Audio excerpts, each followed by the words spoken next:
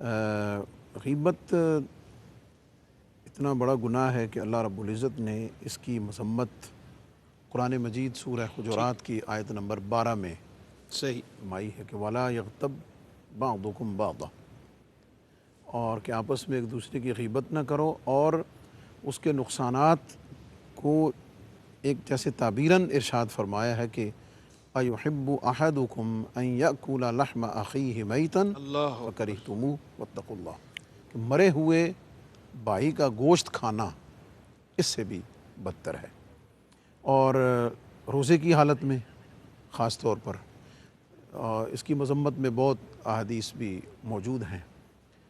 اور یہ اتنی ایک عام سی آپ کہہ لیں کہ بیماری ہو گئی ہے جی کہ لوگوں کو محسوس بھی نہیں ہوتا، ٹھیک، وہ فیل بھی نہیں کرتے کہ وہ اتنا بڑا گناہ کر رہے ہیں۔ صحیح صحیح، غیبت ہے کیا؟ سادہ سا اس کا مفہوم یہ ہے کہ کسی شخص کی غیر موجودگی میں اس کا اس طرح ذکر کرنا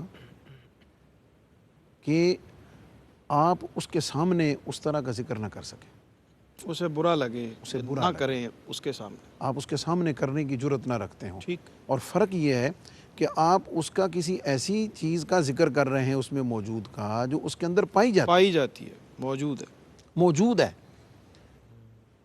لیکن آپ اس کی غیر موجودگی میں اس کے اندر موجود کسی ایسی چیز کا ذکر کرتے ہیں کہ آپ اس کے منہ پر نہیں اس کو کہہ ٹھیک سکتے۔ ٹھیک، کیوں کہ اگر اس کے اندر موجود نہیں ہے تو یہ تو بہتان ہے، بہتان، ٹھیک، اور اس کی تشریح بھی احادیث میں بھی اور علماء نے بیان فرمائی ہے۔ اب اس سے بچنے کا،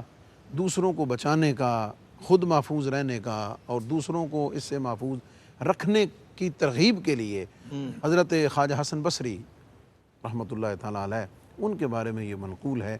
کہ آپ کو بتایا گیا کہ فلاں شخص نے آپ کی غیبت کی ہے، صحیح،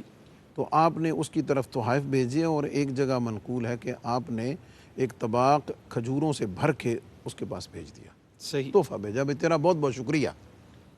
تو اس نے حیرانگی کا اظہار کیا کہ بھئی میں نے ان کی غیبت کی ہے اور یہ مجھے تحائف بھیج رہے ہیں۔ ٹھیک، اب دیکھیے ایک صوفی، ایک سالک، ایک تربیت کرنے والا کیسے ایک چیز کو سمجھاتا کیسے ہے۔ کیوں غیبت کا گناہ اور اس کا نتیجہ یہ نکلتا ہے کہ جو غیبت کرنے والا ہے اس کو گناہ ملتے ہیں، ٹھیک، اس کے کھاتے میں غیبت کا گناہ لکھا جاتا ہے، اور جس کی غیبت کی جا رہی ہے اس کے گناہ معاف ہوتے ہیں، ٹھیک،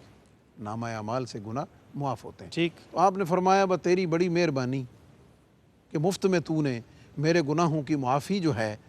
اس کا سامان پیدا کیا ہے میری غیبت کر کے، ٹھیک، تو میں اس کے اوپر تمہیں تحفہ بھیج رہا ہوں۔ اور یہ بھی ہے کہ غیبت کرنے والے کی نیکیاں اس کو عطا کی جاتی ہیں اور گناہ اس پر ڈالے جاتے ہیں۔ صحیح، تو آپ نے اس کو سمجھانے کے لیے بھیجا بس تیری بڑی مہربانی کہ تو نے مفت میں میرے گناہ بھی اللہ معاف کرا دیے ہیں بالکل ٹھیک، اور اپنی نیکیاں مجھے دی ہیں۔ یہ ایک بنیادی طور پر یہ ایک سمجھانے کا ایک انداز ہے،